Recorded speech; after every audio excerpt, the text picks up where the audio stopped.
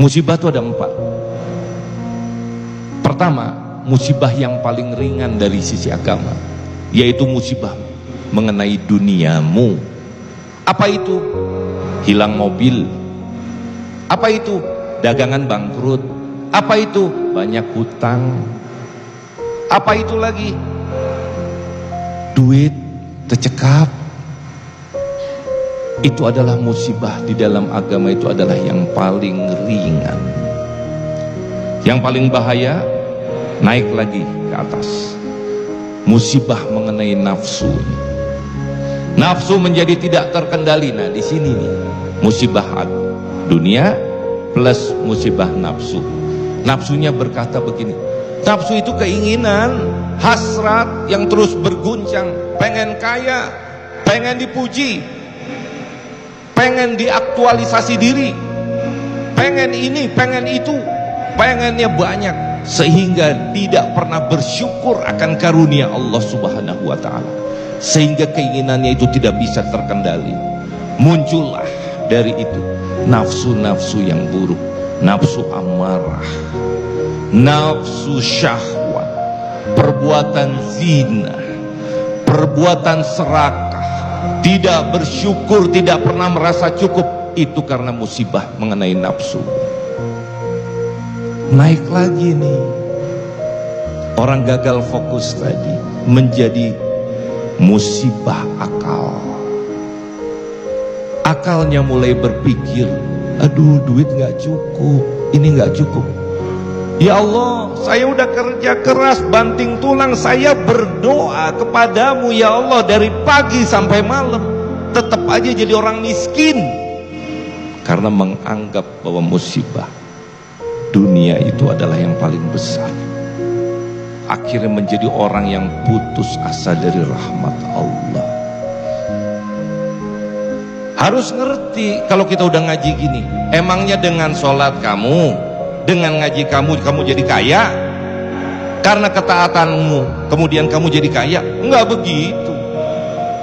Taat mah untuk Allah, semuanya untuk Allah. Ilahi anta maksudi waridhoka matlubi a'tini mahabbataka wa ma'rifataka ya arhamar rahimin. Gitu mikirnya. Kenapa? Nah, ini yang terakhir yang bahaya, musibah mengenai agama. Akhirnya ngelihat, oh ternyata orang lainan agama itu kaya-kaya ya, pakai mobil ya. Ah, saya pindah agama. Musibah, jadi murtad. Hati-hati.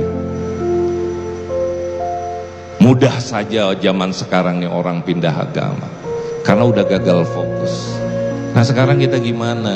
Nah kita ngelihat nih kalau ngaji sekarang sudah, kalau masalah musibah yang paling rendah tadi dunia banyak utang, ada jalan keluarnya, solusinya kumaha?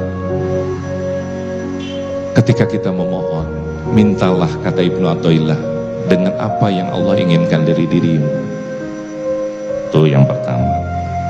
Ini dengan 2 bait nasihatnya aja.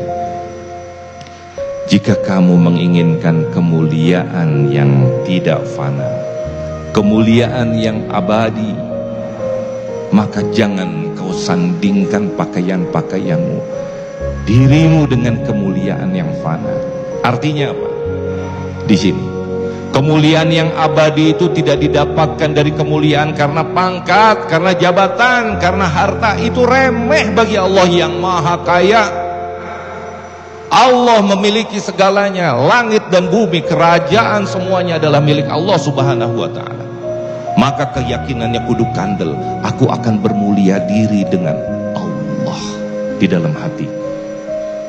Ketika hati ini sudah ada Allah di dalamnya, maka dia akan mulia dan berkata, Allah, aku menerima segala sesuatu yang kau putuskan. Karena kau tahu kapan aku dapat rezeki, hari apa, detik apa kau bukakan. Kau lebih tahu dari diriku yang lemah. Aku mau diatur olehmu, aku tidak mau mengatur dirimu ya Allah. Gitu. Akhirnya ridho pada ketetapan Allah.